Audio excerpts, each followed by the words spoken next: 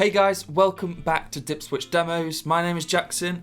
I hope you guys are all doing well out there. If you guys haven't seen already, but I posted a little thing on Instagram saying I've injured my finger. I've got 5 stitches across my finger and my knuckle. I won't go into too much details just in case any of you are squeamish like me. But yeah, basically it means I can't play guitar properly at the moment and I want to give it some time so the finger fully heals before I jump back into making demos and stuff. So I asked over on Instagram what sort of content you guys would like to see while I can't play guitar. Obviously this is a guitar-based YouTube channel, and what can we do that doesn't involve actually playing guitar? So you guys really came through for me, had some really cool suggestions and also some really nice positive comments of support and stuff, so I really appreciate you guys. So the most common request for videos during this time was to do a full video on my complete recording setup, you know, audio, video, lights, everything. So I'm definitely going to do that. I'm going to spend a little more time doing that one because it's obviously going to be quite an in-depth video, and also I've got some new bits and bobs coming that I will want to talk about in that video as well. The other highly requested video was to do like a guitar collection video, I guess. Something I've not done before. Partly because I feel like I rotate my guitars quite well during the demo, so you see them all quite regularly, the electric ones anyway. And the other reason why I have not done one before is I feel a little uncomfortable showing you all these nice bits and bobs, but you know, if you guys want to see it, then I'll totally do it. If you guys would like to see a video on the guitars that I've sold, so kind of owned and sold in the past, I'm totally up for doing that. That's almost a more interesting video, I think, because it really shows you guys my tastes in tone and guitars as I've kind of grown as a player and a person. I think there's some really interesting pieces that I've kind of gone through that you guys might find interesting. So let me know if you're interested in seeing that. This video is all about my current guitars, and what better place to start than my Telecaster. This, while it wasn't my first guitar, this is the first guitar I really cut my teeth with, and you know, it's really when I started gigging seriously, started really getting serious into guitar. This was the one. I've put more hours into this guitar than any other piece in my collection. Specs wise, it is a American standard Telecaster, nothing too special about the guitar. The only original pieces on this guitar are the body and the neck woods. Everything else, literally everything else, has been replaced. Oh, actually, and the neck plate. The neck plate is the same as well. Every time I play this guitar in a video, there's always somebody in the comments who says, that Telecaster sounds amazing. And it really does sound amazing. And that's, I think, down to the pickups, because the guitar itself, I'm completely aware that it's not the best Telecaster in the world. It's quite a weighty guy. I don't know how heavy it actually is, but it is pretty heavy. It's not the most resonant in the world either. It's good. I enjoy playing this guitar, but I have played lighter and more resonant Telecasters. So like I said, I really think it's down to the pickups in this, and they are Seymour Duncan Antiquities. These are the best Tele pickups I've ever tried, 100%. Let's talk about the finish as well. So I have refinished and reliced it myself. I sanded it, took all the finish off, found out that there was a sunburst underneath the black, so I thought I'd leave that. It would look pretty cool, do like a colour over sunburst thing, and I went for surf green.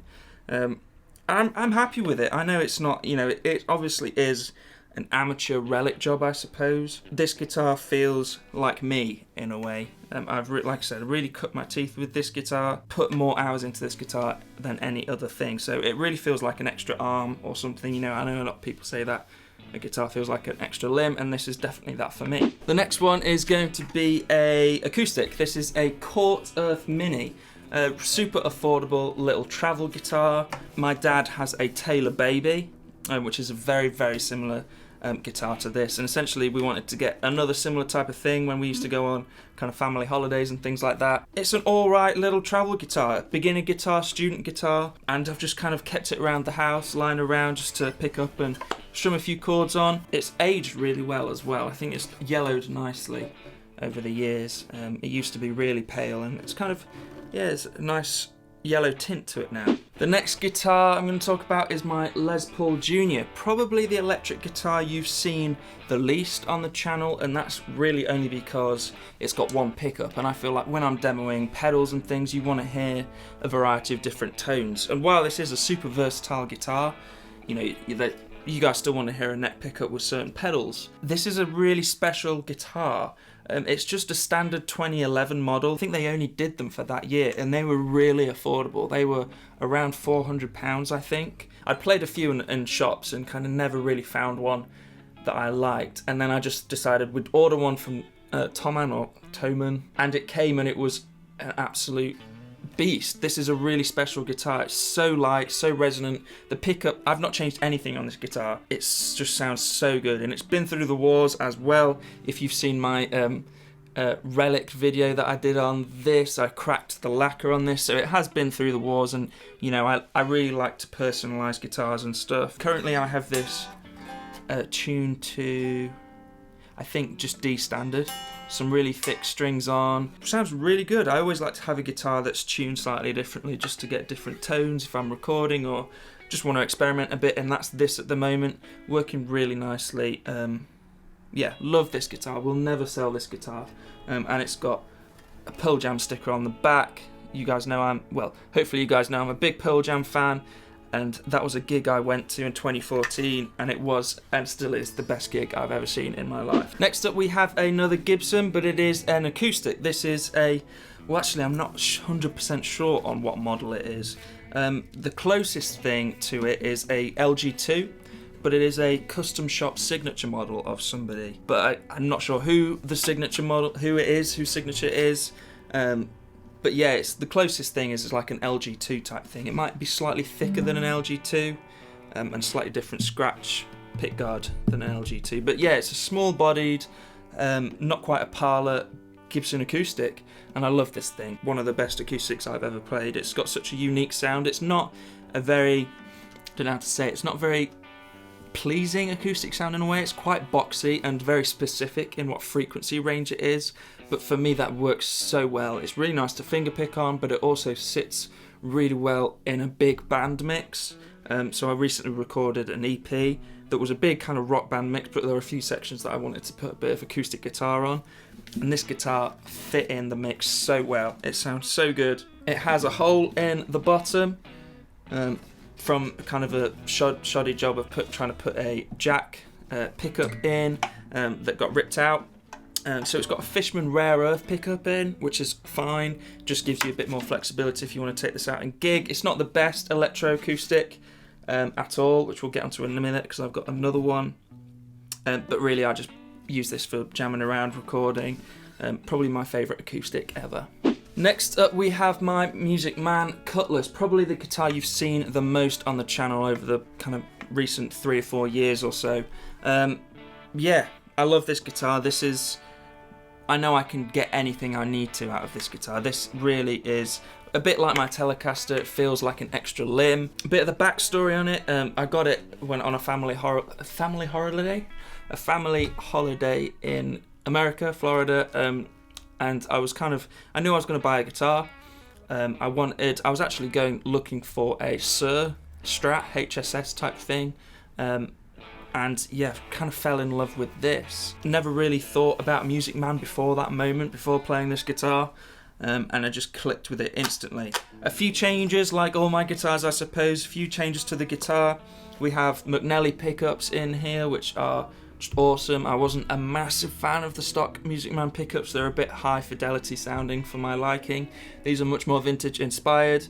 Also taken out kind of the silent circuit, so it's more wide like a traditional HSS Strat. So the last acoustic on the list is this Faith Neptune. I think it's a Neptune, high gloss Neptune, that rings a bell.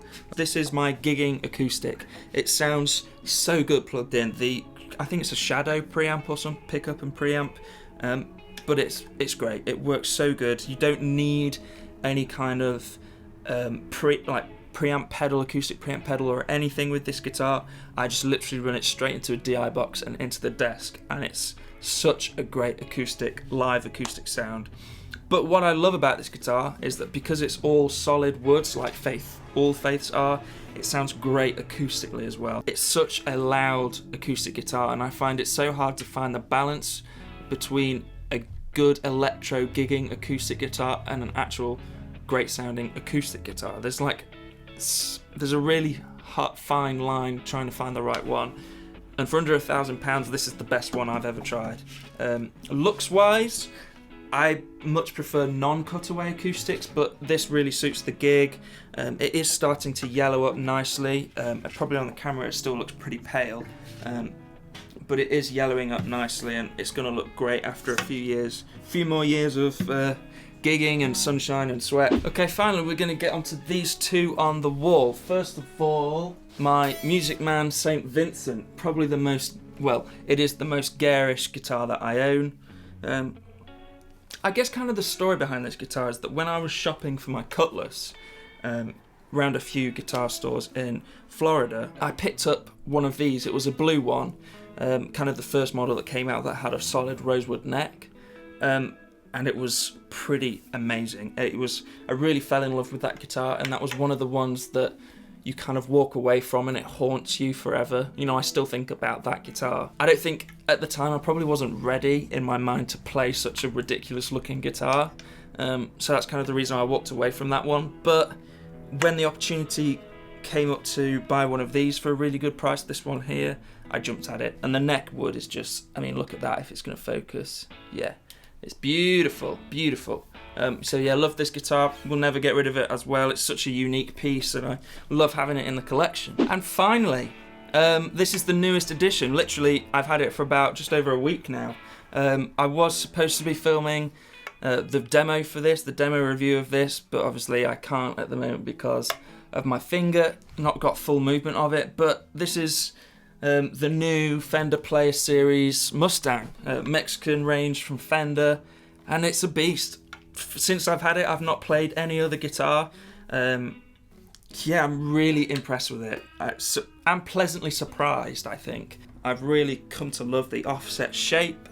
The shorter scale length makes it so easy just to pick up and play. I have got some heavier strings on here than what came with it.